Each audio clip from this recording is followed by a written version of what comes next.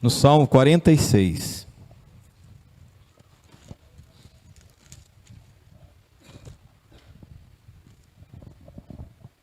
Salmo que é bastante conhecido de todos nós, e tem um título, e é importante que você saiba do título desse salmo. A maioria dos salmos tem título, e há uma razão para ter um título. Esse é um deles. Diz assim o título do Salmo 46.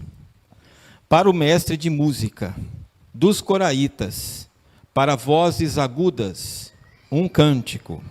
Deus é o nosso refúgio e a nossa fortaleza, auxílio sempre presente na adversidade.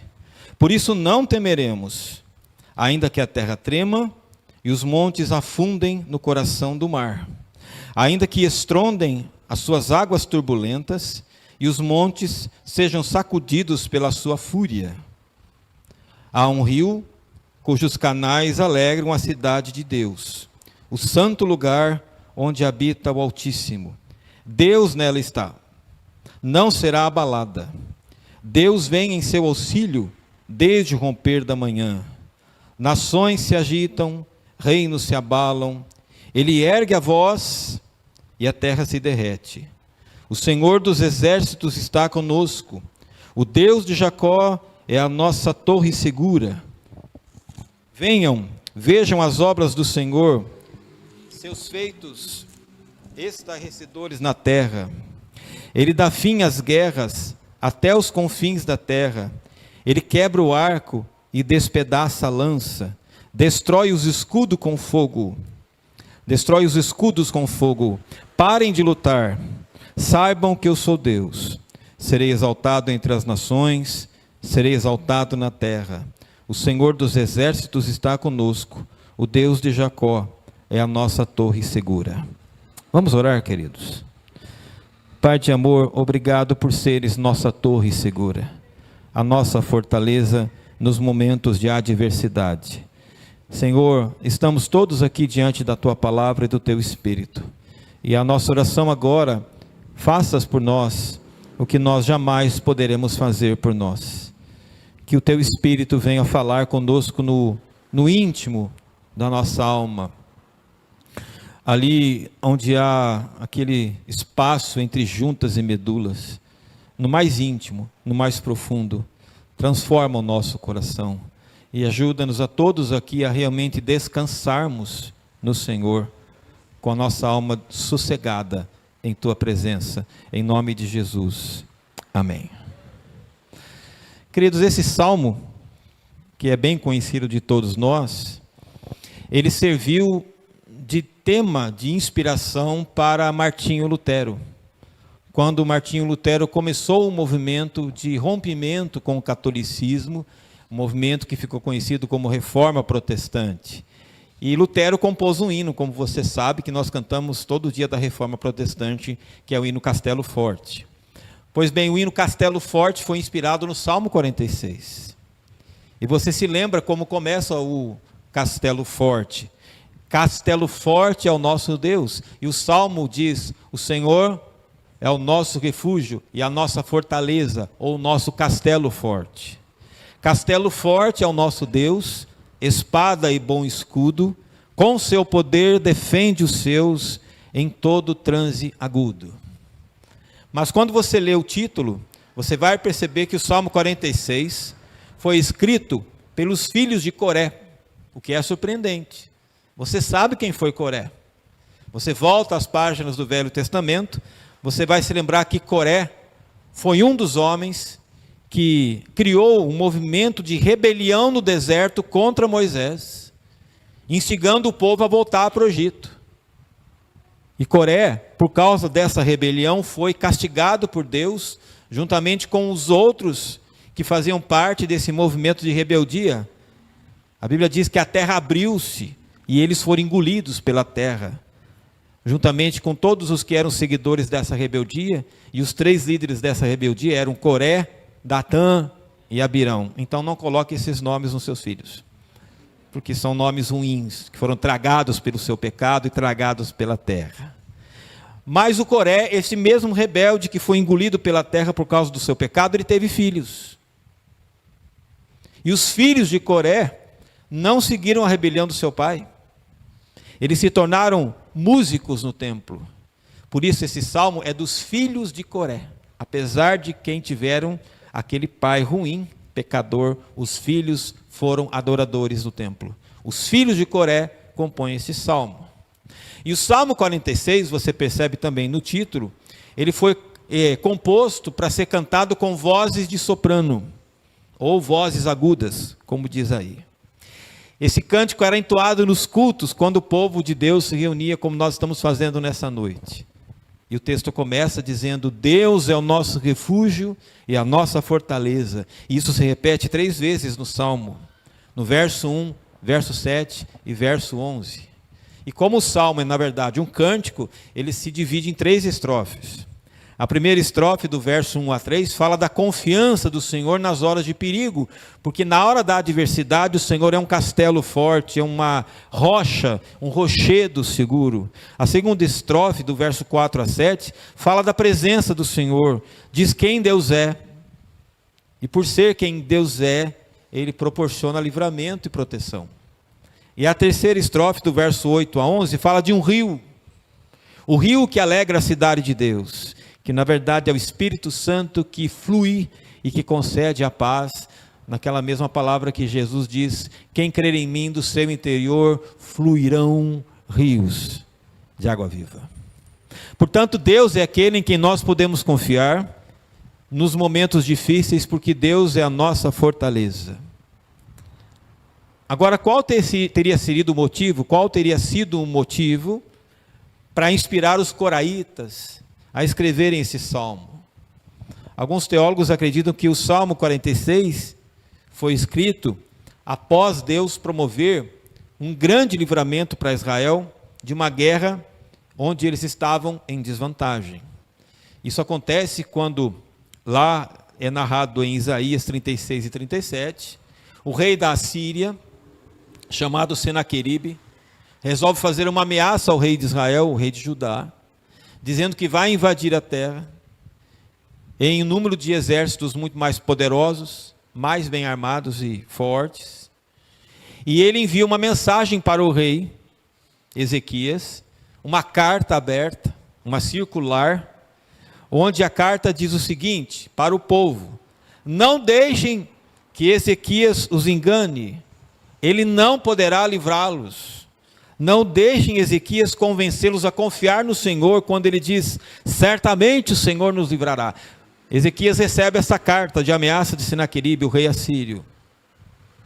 E o que é curioso, ele não chama as forças armadas, ele não convoca o Senado, o Congresso, ele vai ao templo, ele leva esta carta de ameaça ao povo no templo, e lá ele fica orando. E lá ele coloca essa carta de ameaça dizendo: Deus, este é teu inimigo que ameaça este teu povo. E ele ora, o rei orando no templo. E ele vai para casa, que é extremamente surpreendente, né? Porque um rei ameaçado de invasão, ele não vai para o quartel, ele vai para casa depois de ter orado, e ele dorme. E naquela mesma noite, a Bíblia diz que o anjo do Senhor visitou o acampamento assírio e matou 185 mil soldados, sem uma arma, sem uma bala. E aí o rei Senaqueribe volta envergonhado para a terra da Assíria, sem exército. Esse seria o contexto que inspirou o Salmo 46. E aí você vai perceber como é cheio de significado. O Senhor é a nossa fortaleza, o Senhor é o nosso refúgio, o Senhor é o nosso auxílio na adversidade, por isso não temeremos. E queridos, o estresse é um tipo de medo que vai aos poucos paralisando as suas atividades, paralisando você, paralisando a sua motivação para fazer qualquer coisa que seja. E eu queria ler uma história aqui sobre essa realidade do estresse, ou do medo, para que você possa ter uma noção do tamanho do perigo, da ameaça e do mal que é o estresse. A história é a seguinte: uma vez, um grupo fez um levantamento dos recursos do mundo e disseram: como podemos ter certeza que nós temos o bastante para enfrentar tempos difíceis? Queremos sobreviver a todo custo. Temos que começar a guardar alimentos e conhecimento para termos segurança quando qualquer crise chegar. Assim começaram a acumular, mas de uma maneira tão gananciosa que outras pessoas começaram a dizer: ei, vocês têm muito mais do que precisam, e nós não temos o bastante para sobreviver. Dê-nos uma parte da sua riqueza. Mas aqueles que acumulavam por medo disseram: nós precisamos disso no caso de emergência, no caso de algum desastre, caso a nossa existência seja ameaçada.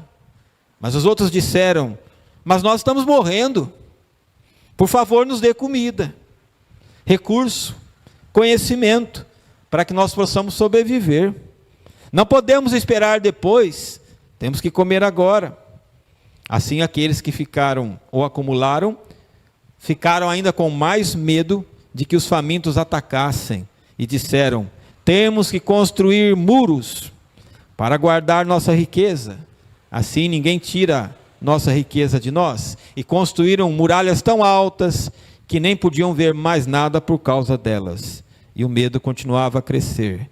Então esses mesmos acumuladores disseram: nossos inimigos são numerosos e eles podem destruir nossa defesa. Nossa muralha não é forte o bastante. Temos que colocar arame farpado e explosivos no topo da muralha. Assim ninguém vai ousar se aproximar de nós. E nem com isso se sentiram seguros e continuaram se prendendo naquele cárcere que tinham construído por causa do medo. Estresse é isso. Você vai ficando com medo, vai olhando para ameaças que existem ou talvez nem existam, e vai se resguardando, construindo fortalezas, até o momento que você está tão apavorado que você não vê mais nada na sua frente. Se, portanto, o Salmo 46 ele foi escrito num contexto de conflito, de guerra, nós podemos imaginar como estava o coração, a alma, o sentimento daquele povo. O estresse que eles sentiam, o peso daquela ameaça para a sua vida e futuro, os dias difíceis e as incertezas quanto ao amanhã. Estresse, queridos, é uma reação natural do nosso corpo. Quando diante de situações de ameaça ou perigo real ou até imaginário. É uma reação natural. E há algumas respostas muito comuns para o estresse, que são orgânicas. Aumento na vigilância e no alerta, estado de alerta. Ativação da porção simpática do sistema nervoso visceral. Liberação de cortisol a partir das glândulas suprarrenais. Comportamento de fuga ou esquiva. Você tem medo de enfrentar e começa a fugir das situações, começa a fugir da vida. E o Salmo 46 nos ensina alguns meios bíblicos de enfrentarmos melhor o nosso estresse. O estresse não existe objetivamente, o estresse não é uma pessoa, o estresse não é um ser vivo, o estresse não é uma entidade espiritual. Ele só existe subjetivamente, através das suas emoções perturbadas pelo medo. Ele é um fantasma e existe na sua mente, mas ele não tem existência concreta na realidade. Ele é uma reação física que é causada por uma falácia mental. E é preciso então desarmar esse estresse, desarmando a emoção. E como é que nós fazemos isso? Em primeiro lugar, desmistificando o nosso medo. Porque o medo nunca aparece do jeito que ele realmente é. O medo é igual ao pecado. Se o pecado aparecesse do jeito que o pecado é, ninguém pecaria. Se o pecado aparecesse diante de você, diante dos malefícios que ele causa, ninguém jamais pecaria. Mas você se lembra de Eva. Quando ela viu que o fruto era agradável aos olhos, desejável para dar entendimento e bonito, ela pegou o fruto e comeu. Da mesma forma, o medo nunca aparece do jeito que ele é. O medo vai ser sempre exagerado, hiperbólico e fantasioso. As pessoas que são dominadas pelo estresse, elas têm um medo exagerado e fantasioso. E o título do salmo, você se lembra? Diz que o salmo é para ser cantado com voz de soprano, ou voz aguda. Por quê? Por que é que a voz soprano se chama soprano?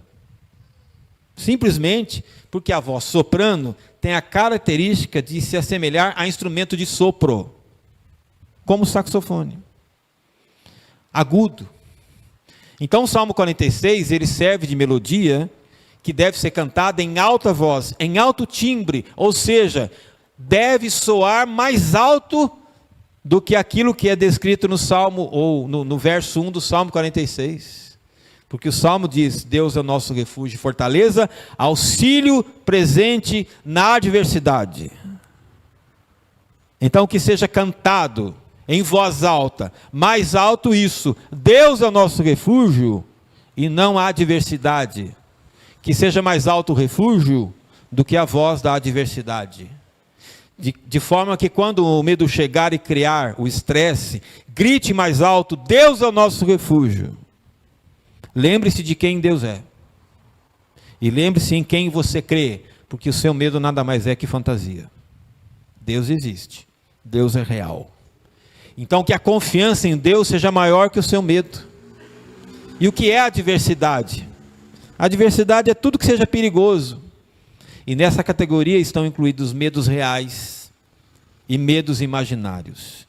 O salmista vai levantar alguns desses medos. Ele diz no verso 2 e 3: Por isso não temeremos, embora a terra trema, os montes afundem no coração do mar, as águas turbulentas estrondem e os montes sejam sacudidos pela sua fúria. Montes sacudindo são terremotos. Águas turbulentas são tsunamis.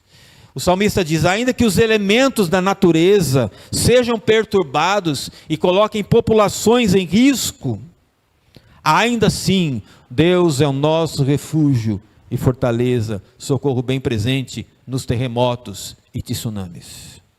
O seu terremoto e seu tsunami não precisa ser geográfico, baseado na geologia, geológico. Ameaças reais que nós ouvimos todos os dias pelo noticiário, reais. Mas há outra forma de abalo que não é sísmico, é aquele abalo interno, é aquilo que faz você perder o sono, é aquilo que faz você suar as mãos, é aquela crise de qualquer espécie que vai remover a sua estabilidade e paz. São as mudanças inesperadas da vida, são as instabilidades políticas, sociais do país, é aquele diagnóstico que você pegou e não tem coragem de abrir, é a incerteza quanto ao resultado de um exame, seja ele qual for, ou a resolução de uma situação que você não sabe como será resolvida. Tudo isso compõe o que a Bíblia chama de adversidade. E o que fazer? O texto diz que ainda que tudo isso aconteça, é preciso lembrar quem criou os oceanos e quem criou os montes, e quem é o nosso Criador. Isso aconteceu com os discípulos, quando estavam no lago, e Jesus veio andando sobre as águas, e eles gritaram: é um fantasma. E Jesus disse: não tenham medo, sou eu. Isso aconteceu numa outra vez, quando eles estavam também no barco, assolados por uma tempestade, a água invadindo a embarcação, os ventos ameaçando virar o barco, e todos gritam apavorados, mesmo sendo pescadores, acostumados a enfrentar o mar revolto. Nem sempre, queridos, know-how livra você do estresse. Eu sei tudo, eu domino essa área. Os discípulos dominavam pesca, acostumados a estar no mar em várias noites por anos, mas essa tempestade foi inédita e causou pânico neles. Não estavam preparados para ela. Jesus então se levanta, dá ordens aos elementos em fúria, e aí chega a bonança. E aí eles ficam mais assustados ainda, porque eles dizem: quem é este? que até os ventos e o mar lhe obedecem. Então, queridos, diante de tudo que representa um perigo real ou imaginário, nós podemos cantar, nós podemos dizer: Mestre, o mar se revolta, as ondas nos dão pavor, o céu se reveste de trevas, não temos um Salvador? Não se te dá que morramos? Podes assim dormir? Se a cada momento nos vemos prestes a sucumbir, as ondas atendem ao meu mandar, sossegai. Seja o encapelado mar, a ira dos homens, o gênio do mal, tais ondas não podem a nau tragar, que leva o Senhor, Rei do céu e mar, pois todos ouvem o meu mandar, sossegai, sossegai, convosco estou para vos salvar, sim, sossegai. Se Jesus está na tua nau, a nau não vai afundar. Se Jesus está no barco da tua vida, o Pai, Deus Pai, jamais vai deixar o barco da sua vida afundar com o Filho dele junto. Sossegai. Deus é o nosso refúgio. Como disse Martinho Lutero, Deus é o nosso castelo forte, para onde nós corremos na hora de perigo. É necessário entender o significado de castelo, porque castelo hoje é apenas para nós um lugar de turismo para visitar. Mas o que era um castelo na era medieval? Se você já teve a oportunidade de visitar um castelo, se você já foi para a Europa, ou se você fez um tour virtual, ou se você assistiu um filme que se passa num castelo, você vai se lembrar que naquela época as batalhas, elas eram travadas com 3 armas: espadas, lanças e flechas, antes do chumbo, antes da pólvora. Espadas, lanças e flechas. O castelo ele tinha muros altos, muros largos. Alguns muros, alguns paredões tão largos que uma carruagem de guerra podia correr por cima dele, caso algum soldado inimigo conseguisse escalar aquilo. Em volta do castelo, um fosso de água, um rio, e ali dentro do castelo, segurança total e absoluta. Então, naquele tempo e naquela época, castelo era o lugar impenetrável. Aqui ninguém entra, aqui é seguro. Por isso, o Salmo diz: Deus é o nosso castelo, Deus é a nossa fortaleza. E queridos, as adversidades da vida, elas criam um cenário mental para a gente, assustador, que é sempre exagerado. E na maioria das vezes, é mágico, é fictício, é irreal, é exagerado, está na nossa cabeça só. E nessas horas de estresse agudo, é preciso dar ordens à nossa mente, para lembrar quem é o nosso Deus. O nosso Deus é um Deus que tem um castelo, cujo castelo é Ele mesmo. Ele é o nosso refúgio, e Ele é soberano, e Ele vai cuidar de você com toda a segurança, em nome de Jesus. A segunda maneira de lidar com o estresse de maneira bíblica é priorizar a comunhão com os irmãos. No verso 4 e 5 está escrito assim: há um rio cujas correntes ou canais alegram a cidade de Deus, o santo lugar onde habita o Altíssimo. Deus está nela, não será abalada. Deus vem no seu auxílio desde o romper da manhã. Cidade de Deus. A cidade de Deus era Jerusalém. Era aquela cidade que representava a presença de Deus para o povo de Deus. Aquela cidade que tantas vezes é elogiada nos Salmos. Aquela cidade que o povo, quando foi para a Babilônia, lembra: se eu me esquecer de ti, Jerusalém, que a minha língua se grude ao meu céu da boca, que a minha mão define, se eu esquecer de ti, Jerusalém. Ali em Jerusalém ficava a Arca da Aliança, ali eram feitos os sacrifícios expiatórios para perdão dos pecados, mas principalmente ali, era o lugar de adoração do povo de Deus. Aliás, é descrito isso belíssimamente no Salmo 133, como é bom e agradável quando os irmãos convivem em união. É como óleo precioso derramado sobre a cabeça, que desce para a barba de Arão, até a gola das suas vestes. É como o orvalho do Hermon, quando desce sobre os montes de Sião. Ali o Senhor concede a bênção e a vida para sempre. Mas o Salmo fala dos rios que alegram a cidade de Deus, o que é curioso, por quê? Porque não existiam rios que corriam em Jerusalém. Então que rios são esses que correm em Jerusalém? Provavelmente o salmista está fazendo uma junção de textos aqui. Alguns acham que ele está unindo Jerusalém com Éden, o primeiro lugar onde Deus morou, com Adão e Eva. No Éden havia um rio que irrigava o jardim e se dividia em 4 braços: Pison, Gion, Tigre e Eufrates. Deus habitava lá, entre esse rio, com Adão e Eva. E Deus habita com o seu povo desde o começo da criação.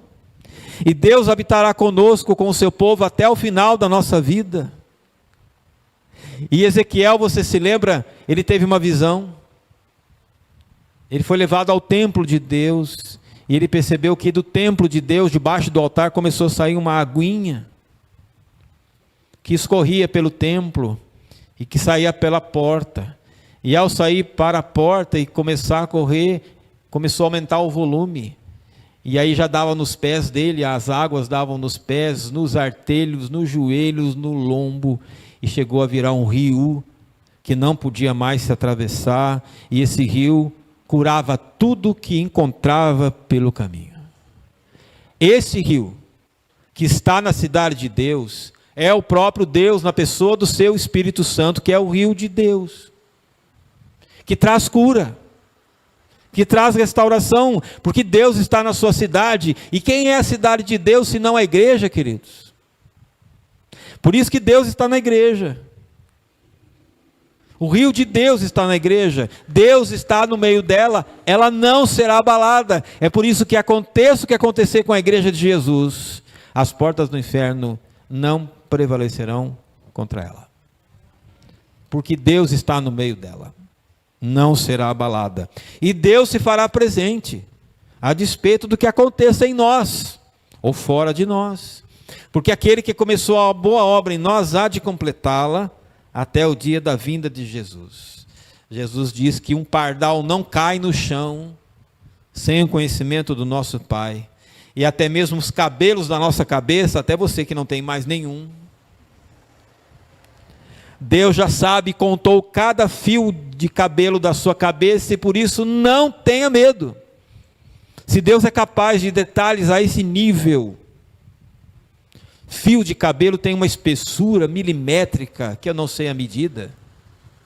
Mas se Deus é tão detalhista a ponto de contar fios de cabelo, quanto mais vai contar todos os dias e todas as coisas que você atravessa. Só que Deus não habita mais em Jerusalém. Ele habita o coração daqueles que recebem Jesus como Salvador. Nosso templo é a morada de Deus. E a promessa do Salmo: a cidade de Deus não será abalada. Porque os que confiam no Senhor são como um monte de Sião que não se abala, mas permanece para sempre. E o justo florescerá como a palmeira, crescerá como o cedro no Líbano, plantados na casa do Senhor, florescerão nos átrios do nosso Deus, na velhice darão frutos, serão viçosos e florescentes, para anunciarem que o Senhor é reto. E o texto continua e diz: Deus vem até a cidade, e Deus vem em seu auxílio desde o romper da manhã, porque as suas misericórdias se renovam a cada manhã. Queridos, um dos sintomas que o estresse causa, provoca, é o sentimento de estou sozinho, estou desamparado, estou só na situação, estou só no mundo. Você se lembra daquele filme O Náufrago, estrelado por Tom Hanks? havia um personagem nesse filme chamado Chuck Noland. Ele viajou a trabalho para a Malásia e o avião da empresa cai. E ele é o único sobrevivente. E ele vai parar numa ilha deserta e vai aprender a sobreviver numa situação de estresse extremo, sozinho numa ilha, sem nada para construir, sem ferramenta alguma. Ele vai aprender a sobreviver num local onde as chances de socorro são quase nulas. E o que é que faz esse personagem do filme sobreviver e conseguir aguardar o resgate? Uma bola. Uma bola de vôlei de marca Wilson. E o Chuck cria um vínculo de relacionamento com Wilson e chama a bola pelo nome dela. E trata a bola como se a bola fosse um ser humano. E conversa e briga com a bola. Tem um momento que ele discute com a bola. Para de falar, fica quieta. Pega a bola e joga longe. Depois ele corre. Wilson, Wilson, Wilson. Corre até o mar, parece que ela sumiu para o mar. Por quê? Ficou louco? Não. Queridos, todos nós somos seres gregários. Você se lembra, estudou isso? As necessidades lá da pirâmide de Maslow. Uma das necessidades é pertencimento. O ser humano precisa saber que ele pertence a alguém. Ele é de alguém. Isso ficou muito claro no Éden, quando o Senhor disse sobre Adão: não é bom que o homem esteja só. E os neurocientistas descobriram o hormônio chamado oxitocina, que é ligado a todo sentimento de prazer, desde a comida que você comeu, a pizza que você vai comer daqui a pouco com Coca-Cola, quando você tem fome. Esse hormônio do prazer, do bem-estar, é liberado, porém, de forma natural. Ninguém precisa tomar oxitocina. Ele é liberado naturalmente no organismo quando nós abraçamos pessoas. Hoje você já aumentou seu nível de oxitocina. Abraçar, beijar pessoas, aumenta a oxitocina. Dá o sentimento de que eu não estou sozinho, de que eu pertenço a alguém. Por isso a igreja é tão importante. Porque quando nós vivemos em comunhão uns com os outros, queridos, isso faz bem para a cabeça da gente. Você se lembra da pandemia? Nós ficamos todos afastados da igreja. Quanto adoecemos? Quanto a igreja é terapêutica, porque Deus criou isso. Quando nós convivemos uns com os outros como companheiros e amigos, isso remove a dor da rejeição, o peso da solidão e do isolamento. E vai ajudando também a diminuir o estresse. Por quê? Porque nós podemos contar uns com os outros, orar uns com os outros, compartilhar o que passa uns com os outros, ajudar uns aos outros no que for necessário. A igreja é esse rio de Deus que ajuda no combate do estresse. Alguns anos atrás eu batizei um irmão muito querido. Ele veio de uma vida muito baixa de envolvimento com ocultismo, umbanda e tudo que você possa imaginar. E ele dizia que praticava tudo aquilo tentando achar paz e tentando achar aceitação social. E ele começa a frequentar a igreja. Devagarinho ele começa a conviver nos grupos da igreja. Ele começou a frequentar a casa dos irmãos.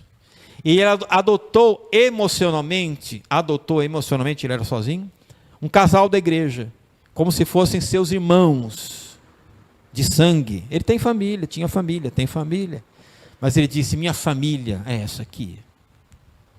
Deus agiu poderosamente na vida dele e houve um resultado maravilhoso. A família dele, antes afastada, com um monte de conflitos, se uniu. Eles passaram a conviver bem. A família original dele. Ele exala alegria e gratidão, e a palavra que ele mais fala quando você encontra ele é gratidão, gratidão, gratidão. E uma frase que eu nunca esqueci, que ele sempre repetia para a gente: na igreja eu recebi colo. Eu confesso que eu nunca ouvi alguém falar isso. Na igreja eu recebi colo, eu recebi afeto, eu fui acolhido. Porque igreja é isso, queridos. É casa do colo, casa do acolhimento, é casa de Deus, é lugar onde Deus mora. E se Deus mora aqui, aqui tem que ser muito bom. Não é? Se Deus mora aqui, essa casa tem que ser muito alegre, muito boa, muito gostosa de conviver. Tem que ser espaço de cura, tem que ser espaço de alívio. Então, para combater o seu estresse, conviva mais com a igreja, com o povo de Deus, converse mais, ajude mais. Por quê? Porque aqui o Senhor derrama a sua bênção e a vida para sempre. E finalmente, a última forma de tratar biblicamente o estresse é aquietar a mente através da oração. Se a nossa mente no estresse fica tão agitada, pensando mil coisas, é hora de dar um basta e botar a mente em estado de silêncio. E como é que a gente faz isso? Pensando em alguma coisa zen? Não. Orando. Verso 9 e 10 diz sobre Deus: Ele dá fim às guerras, até os confins da terra. Ele quebra o arco, despedaça a lança, destrói os escudos com fogo. Parem de lutar. Parem de lutar, diz, saibam que eu sou Deus. Serei exaltado entre as nações, serei exaltado na terra. Então, diante do fato de que Deus é uma fortaleza, socorro presente na adversidade, o Salmo conclui com esse convite, para descansarmos nossa mente e o coração nele, para não entrar em pânico, para não perder a esperança. Vamos orar. Porque a paz de Deus, que excede todo entendimento, guardará os seus corações e as suas mentes em Cristo Jesus. Em 1558, a armada espanhola estava se preparando para atacar a Inglaterra, por uma razão simples. Queriam depor a rainha Elizabeth I, porque a Inglaterra havia se tornado protestante, reformada, e provocado a ira dos reis católicos espanhóis, que dominavam o mundo naquela época. Então, o que os reis espanhóis fizeram? Eles mandaram navios de guerra para invadir a Inglaterra. 1558. Vieram 130 navios, 8.000 marinheiros e 18.000 soldados. A força armada espanhola, naval, era superior em poder bélico. A história conta que, quando ficaram sabendo da aproximação dos espanhóis pelo mar, os crentes foram convocados para orar. E eles oraram e clamaram a Deus, não só lá, mas na Holanda também. E começaram a clamar a Deus por libertação. E de repente, uma furiosa tempestade se abateu sobre o mar e afundou vários navios espanhóis que tentavam contornar a Inglaterra, Irlanda e Escócia. Muitos afundaram. Sobrou alguns navios espanhóis que bateram em retirada e voltaram para a Espanha. Totalmente fracassados. Você percebeu, queridos? Salmo 46 fala dessa vitória sobre o rei Ezequias. Isso aqui aconteceu de novo, 1558, entre Espanha e Inglaterra, por causa da oração. E por causa desse acontecimento aí, os holandeses cunharam uma moeda, naquele ano de 1558. De um lado da moeda, tem crentes orando de joelhos. Do outro lado da moeda tem uma frase. A frase é essa aqui: o homem propõe, mas Deus dispõe. O homem propõe, mas Deus dispõe. Queridos, Deus habita no seu povo, que é a igreja. Deus é a nossa fortaleza, Deus é o nosso refúgio, Ele nos protegerá de todo o mal. Amém? E Martinho Lutero, ameaçado de morte pelo Papa, vai se refugiar num castelo que é cedido para ele, escreve o hino Castelo Forte, que diz lá: o príncipe do mal, com seu plano infernal, já condenado está, vencido cairá por uma só palavra. Sim, que a palavra ficará, sabemos com certeza, e nada nos assustará. Sabemos com certeza, se temos de perder família, bens, prazer, embora a vida vá, por nós Jesus será, Ele nos dará o seu reino. Amém, queridos? Que o nosso Deus, que é refúgio e castelo forte, seja para você o refúgio e o seu castelo forte nos seus momentos de estresse. Em nome de Jesus. Amém.